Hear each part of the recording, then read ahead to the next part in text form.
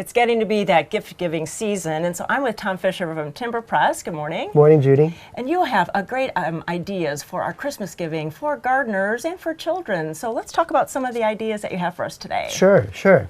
Our first book, Gardening in Miniature by Janet Calvo, is so much fun. It tells you how to make these charming little miniature landscapes that involve plants, little miniature furniture, ornaments, all sorts of things to create these magical little scenes and all sorts of different kinds of themes, patios, little ponds, all sorts of things. And it gives you the information about where to find the parts you need, the plants, how to put them together, how to care for the plants after you put together your little miniature scene.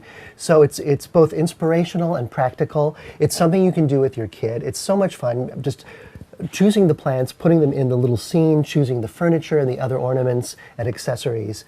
And for a rainy day during the winter, perfect. It's like the perfect project for parents and child. Yeah, and you could even do them for the indoor plants or outdoors. Sure. So really a lot of great ideas in that book. Yeah.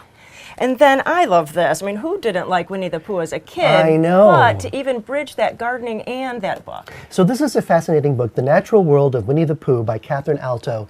Talks about the sources of the Winnie-the-Pooh stories. A. Milne lived in the south of England near a forest called Ashdown Forest, which was the inspiration for the 100-Acre Wood in the Winnie-the-Pooh books. And so it gives the background of the forest, all the features that existed in Ashdown Forest eventually found their way into the Winnie-the-Pooh books.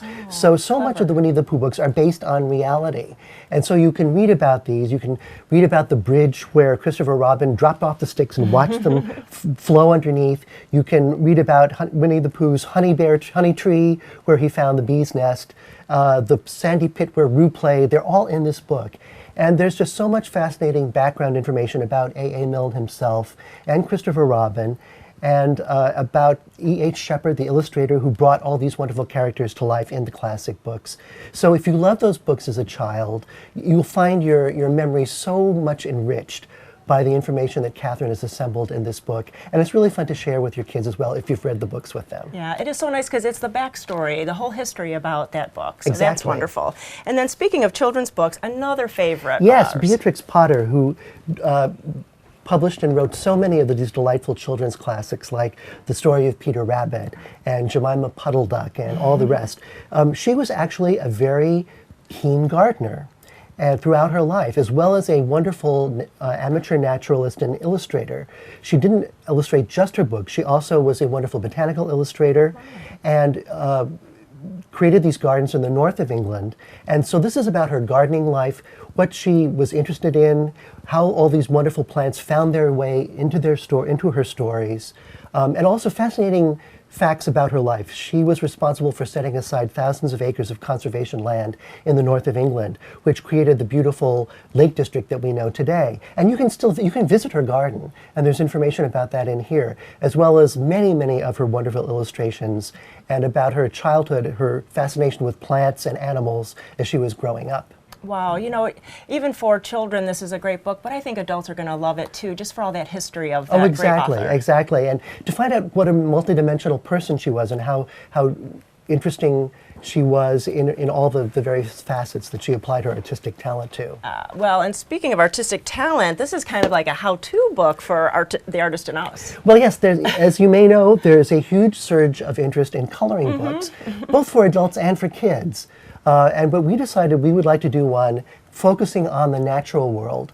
So the designs in this book by a local artist, Zoe Keller, who is a wonderful artist, are all really based on the natural world and different aspects of it. Deserts, rainforests, the ocean, the temperate forest. And so all the animals are very accurate, but they're arranged in these beautiful compositions that really challenge your imagination. And it really makes you want to get out your colored pencils or your crayons and start working on it. And again, this is exactly the sort of thing you can do with your children. Right. You can take one page and your kids can take the other page. Exactly. You can have a contest. You can go wild with your colors. And then in the back of the book, there's fascinating information about the actual plants and animals in each illustration. So you're not only having fun coloring the illustrations, you're learning about these animals, these plants, these natural environments in which they occur. Yeah, you know, all of these books are something that the whole family can work with during these kind of gray days of winter, and also gifts to put under the Christmas tree. Go to gardentime.tv, we'll click you over to Timber Press, and you can find out where to get these books online or at your favorite bookstore. Thanks so much, Tom, and happy holidays. Thanks, Judy. Same to you.